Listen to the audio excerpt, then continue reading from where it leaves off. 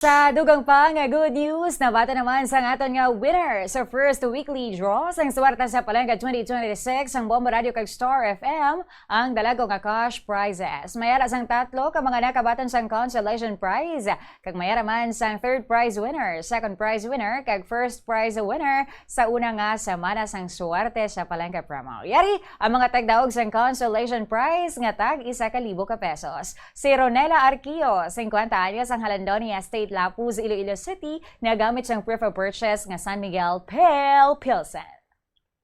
100 pesos, 200 pesos, 300 pesos, 400 pesos, 500 pesos, 600 pesos, 700 pesos, 800 pesos, 900 pesos, 1,000 pesos. Ginaagda ko man ang tanan nga mga pamuluyo dira sa Halandon State ka sa tanan man nga mga barangay nga mag-intra man sang promo sa Bombo Radio para kamo man ang magdaog. Basta Radio, Bombo, Star FM. it's all for you. Ang isa pa natin ka consolation prize winner mo si Rona Cordova, 55 anyos, ang Zone 5 San Antonio, San Miguel, Iloilo, nagamit man sa proof of purchase nga San Miguel Pale Pilsen. 100 pesos, 200 pesos, 300 pesos, 400 pesos, 500 pesos, 600 pesos, 700 pesos, 800 pesos, 900 pesos, 1,000 pesos. Ginagda ko man ang mga kasi marangay ko, kaupdanan ko sa hardware nga mag-intraman sa promo sang Bombo para kamo sa sunod kamo naman matindog diri sa tubang sang studio sang Bombo Radio. Basta Radio, Bombo, Star FM. it's all for you. Ang ikatatlo naton nga tagdaog sa consolation prize mo si Mary Ann Haranilia, 48 anyos, sang DB Ledesma Street, Haro, Iloilo City, nagamit sang proof of purchase nga San Miguel Pale Pilsen.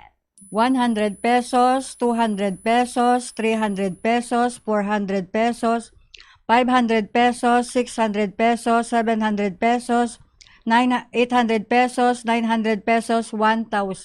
Ginaagda ko ang mga taga-barangay Lady of Lourdes kay sa tanan nga barangay nga mag-intraman kamo. Kay kasi sa sunod kamo naman ang magadaog. Sa Radio Bombo, Star FM, it's all for you.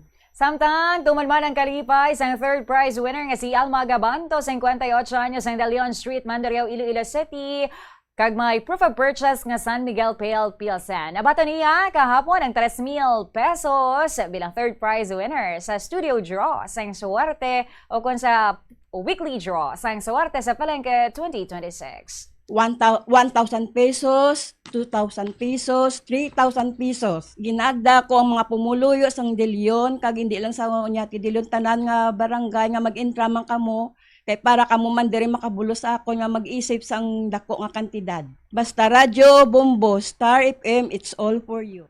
Siyempre, wala man ang puli sa pagbatan sa iya nga premyo nga 4,000 pesos ang second prize winner naton nga si Reynold Sapria, 53 anyos, sang Barangay Bacan, Cabatuan, Iloilo, nagamit sang proof of purchase nga San Miguel Pale Pilsen. 1,000 pesos, 2,000 pesos, 3,000 pesos, 4,000 pesos. Salamat gid sa Bombo Radio kag Star FM.